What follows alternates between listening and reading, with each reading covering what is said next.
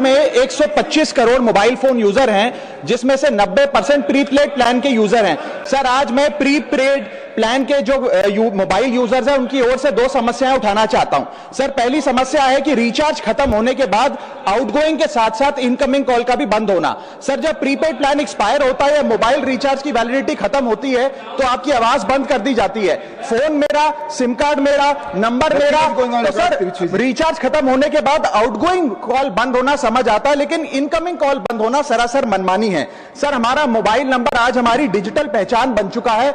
Essential communication जैसे कि UPI payment, banking, OTP, train ticket OTP, PAN Aadhaar authentication, interview का call, hospital का call, मां बाप का गांव से कॉल, तमाम चीजें इनकमिंग कॉल और इनकमिंग एसएमएस से आती है और वो इसलिए बंद कर दिया जाता है कि इंसान एक रिचार्ज कराना भूल गया। सर, इनकमिंग कॉल बंद करना is not stopping of a service, ये हमारे राइट टू कम्युनिकेशन को स्टॉप करने जैसा है। सर, जैसे आपका आधार कार्ड इसलिए एक्सपायर नहीं हो जाता कि आपने डिटेल अपडेट नहीं करी, या आपका बैंक का खाता इसलिए बंद नहीं हो जाता कि आपने मंथली डिपॉजिट जमा नहीं किया, या आपका वोटर आईडी इसलिए सस्पेंड नहीं हो जाता कि आप एक चुनाव में वोट डालना भूल गए, ठीक उसी तरह आपका मोबाइल नंबर इसलिए सस्पेंड और डीएक्टिवेट नहीं होना चाहिए कि आप एक रिचार्ज भूल गए। सर, मैं सदन में फ्री आउटगोइंग की मांग नहीं कर रहा, फ्री डेटा की मांग नहीं कर रहा, लेकिन इनकमिंग कॉल फैसिलिटी की गारंटी होनी चाहिए। मेरी 3 स्पेसिफिक मांग है। पहली, प्रीपेड मोबाइल कनेक्शन में इनकमिंग कॉल और इनकमिंग एसएमएस कम से कम 1 साल तक कंटिन्यू रहे, चलता रहे from the date of the last recharge, ताकि एसेंशियल कम्युनिकेशन चलती रहे। दूसरी, deactivation of the mobile number after 3 years. ऐसा ना हो कि आपका मोबाइल नंबर किसी को आपका मोबाइल नंबर बंद करके किसी और को अलॉट कर दिया जाए। कम से कम 3 साल का ग्रेस पीरियड देना चाहिए from the date of the last recharge. And third demand, mobile operator should introduce a low cost